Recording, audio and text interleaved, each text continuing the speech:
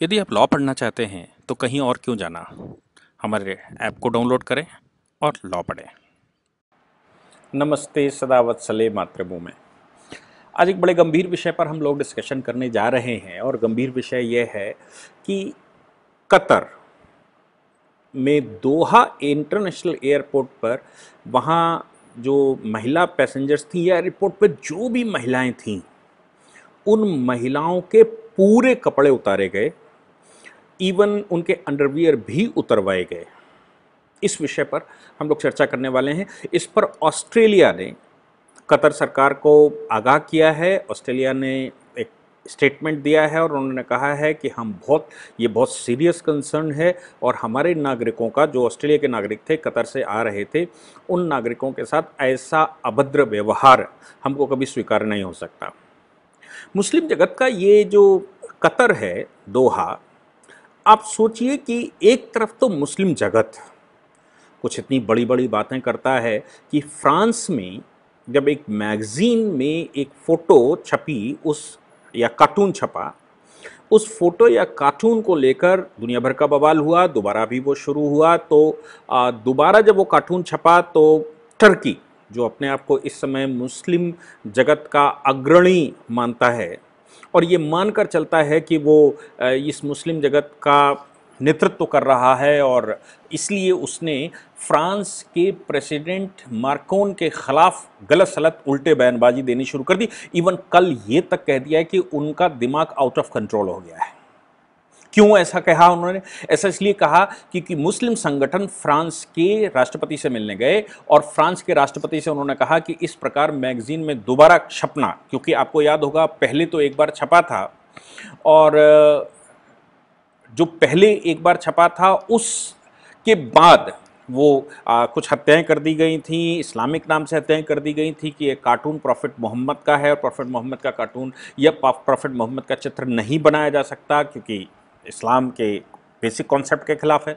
उस समय हुआ था, उस पर केसेस शुरू हो गए हैं। उन केसेस के सिलसिले में उस मैगजीन चार्ली ने फिर से कह के एक महीना पहले उन्होंने कहा कि हम वो कार्टून फिर से छापने जा रहे हैं, फला फला अंक में छपेगा। उन्होंने कहा कि अगर हम रिलीजियस हार्मोनी की बात करते हैं तो रिलीजियस हार्मोनी के नाम से नहीं मैं छापने जा रहा हूं, इसलिए वो इस समय सीरियस कंसर्न है। क्योंकि अब केस शुरू होने जा रहा है, इसलिए देश को बताना पड़ेगा कि किस मामले में क्या हुआ था जिसकी वजह से ये केस शुरू हो रहा है।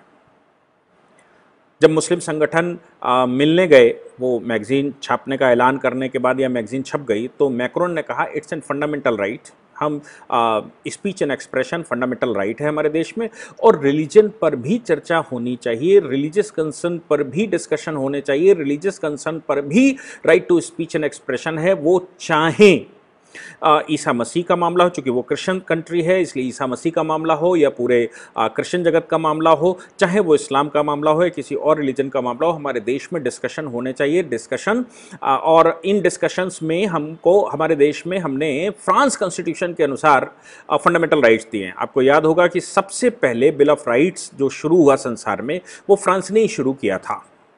ये 12वीं-13वीं शताब्दी की बात है। उसके बाद इंग्लैंड लेकर आया था उस समय मैग्ना कार्टा, और उसके बाद अमेरिका लेकर आया था बिल ऑफ राइट्स।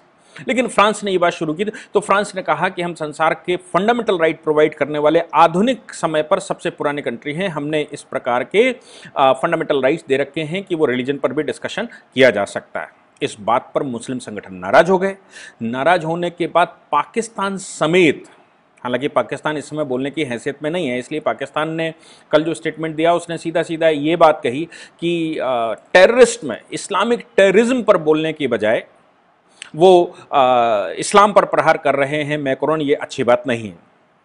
इंटरनेशनल हम इस्लामिक ऑर्गेनाइजेशंस की बात करें तो international group of Islamic organisation जिसका सऊदी अरेबिया में हेडक्वार्टर और सऊदी अरेबिया जिसको हेड करता है, उसने भी क्रिटिसाइज़ किया है। उसने कहा कि ये अच्छा नहीं है। लेकिन टर्की अब जब ओटोमन एम्पायर को, जो खलीफा प्रणाली थी, उसको दोबारा एस्टेब्लिश करना चाहता है। इस समय हम सब देख रहे होंगे पाकिस्तान का किस प्रकार से वो सहयोग करता है, और संसार में जो इस्लामिक टेरर फैलाने वाले कंट्री हैं उनमें किस प्रकार से टर्की अभी उभर कर सामने आ रहा है।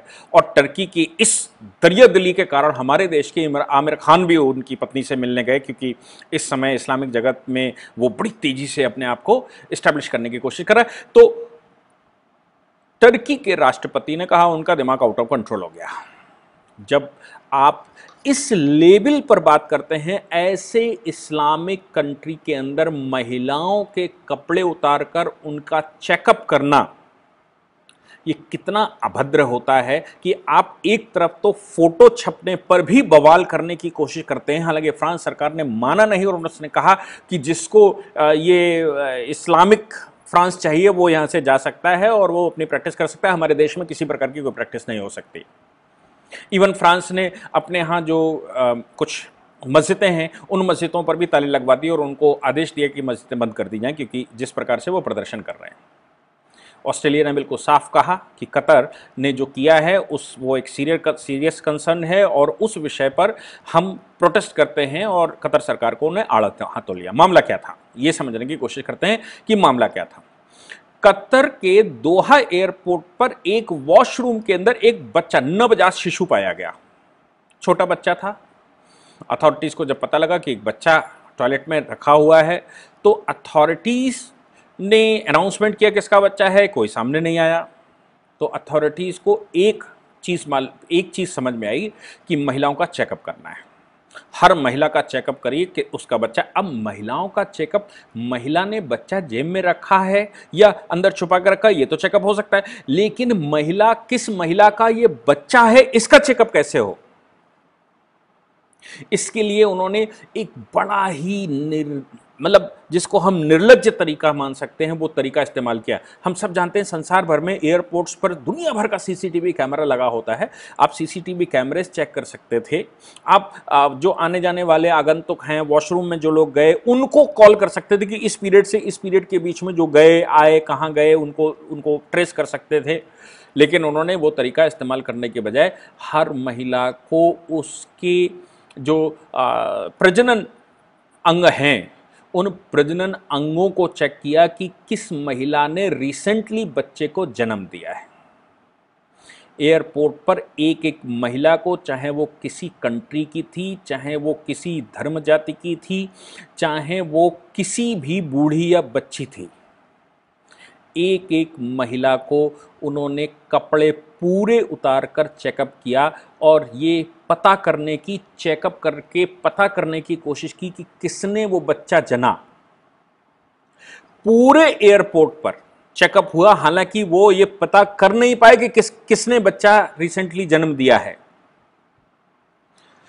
लेकिन ये जो तरीका इस्तेमाल किया है कतर की मुस्लिम सरकार ने, मुझे लगता है कि इससे शर्मसार आज के आधुनिक समय पर संसार में कुछ और नहीं हो सकता। और इस्लामिक कंट्रियों को मजम्मत करने की बजाय, इस्लामिक कंट्रियों को खुलकर बोलने की बजाय कि भैया आज वो समय नहीं रहा जो आज से 1500 साल पहले होता था, महिलाओं का किसी भी प्रकार से दुरुपयोग किया जाता था।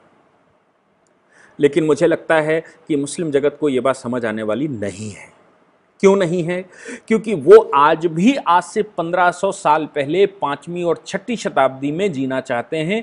वो 5वीं और 6वीं शताब्दी में जो क्रियाकलाप किसी व्यक्ति ने किए उसको पालन करना चाहते हैं और संसार में सिद्ध करना चाहते हैं कि वो उस समय जो समय था वही समय संसार में रहेगा। आधुनिकता की कोई आवश्यकता नहीं। आप सोचकर देखिए कि इस प्रकार का कृत्य क्या संसार के किसी भी डेमोक्रेटिक कंट्री में हो सकता है? जब आधुनिक आपके पास विकल्प हो, आप क्या कर सकते थे? और पूरे एयरपोर्ट को बंद कर सकते थे। पूरे एयरपोर्ट को बंद करने के बाद सबको बिठा सकते थे। इतनी देर में आप सीसीटीवी कैमरेज को चेकअप कर सकते थे और लोगों को जो आपने बुला कर एक एक को चेकअप किया, उससे जल्दी मुझे लगता है कि सीसीटीवी कैमरे में वो चेकअप हो सकता था। लेकिन ऐसा न करके एक एक महिला के सम्मान के साथ खेला गया। मुझे लगता है इससे शर्मसार संसार में कोई और बात नहीं हो सकती। देखते हैं कि पाकिस्तान जैसे देश जो एफएटीएफ से अलग होने के लिए ये चर्चाएं कर रहे हैं कि हम आधुनिक हैं और हम डेमोक्रेटिक हैं, वो इस पर कितना भाषण देते हैं ये समझ में आएगा। इस्लामिक कंट्रियों के भाषणों को हमको सबको सुनना चाहिए, समझना चाहिए कि वाकई में ये किस स्तर पर काम करते हैं, क्या इसकी मजम्मत करेंगे। जिस प्रकार से उन्होंने पूरे आईओसी ने फ्रांस के लिए क्रिटिसाइज किया है, मरकोन के लिए, मैक्रोन के लिए क्रिटिसाइज किया है और कहा है कि उनका दिमाग खराब हो गया है और वो मेंटली खिसक गए हैं और वो आउट ऑफ कंट्रोल हो गए हैं और इस्लाम विरोधी हो गए हैं और पता नहीं क्या क्या। ये जितनी बातें उन्होंने की हैं, क्या कतर की इस घटना पर भी वो कोई एक स्टेटमेंट देंगे और ये बताएंगे कि उन्होंने ये क्या हो रहा है? मैं समझता हूँ कि हम सबको इंतज़ार करना चाहिए कि हिंदुस्तान का जो डेमोक्रेटिक मुसलमान है, जो अपने आप को बहुत डेमोक्रेटिक करता है, वो कतर की इस घटना पर कितने रिएक्शन करता है, जो जिसको संसार के मुसलमानों की चिंता, पाकिस्तान से आने वाले मुसलमानों के सीएए के कानून में चिंता है कि पाकिस्तान और दूसरे देशों से इस्लामिक नाम से भारत में कुछ गड़बड़ नहीं हो सकता, भारत में सब इक्वल हैं। क्या भारत की ऐसी परंपराएं रही हैं? राज्य अगर चाहता, कतर चाहता तो कहता है इस बच्चे को हम पालन पोषण करेंगे अगर इसका कोई वारिस नहीं मिलता तो। लेकिन कितना कितना घिनौना कार्य किया गया कतर के एयरपोर्ट पर, इसकी कल्पना भी नहीं की जा सकती। भारतीय महिलाओं के लिए भारत में तो ऐसा सोचा भी नहीं जा सकता। मैं कह रहा हूं करना तो छोड़ दीजिए, सोचा भी नहीं जा सकता, किसी के मस्तिष्क में यह बात आ भी नहीं सकती कि महिलाओं का इस प्रकार से वहां पर शोषण किया जाएगा, जब आधुनिक समय पर हमको सब प्रकार के साधन हों जिनसे हम पता कर सकते हो। Thank you very much. इस पूरी ऑर्गेनाइजेशन को चलाने के लिए आप नीचे डिस्क्रिप्शन से हमारे ऐप को डाउनलोड कर सकते हैं, जिससे कि लॉ स्टूडेंट्स को, लॉयर्स को और आम आदमी जो लॉ जानना चाहता है वो पेड क्लासेस का लाभ ले सकता है।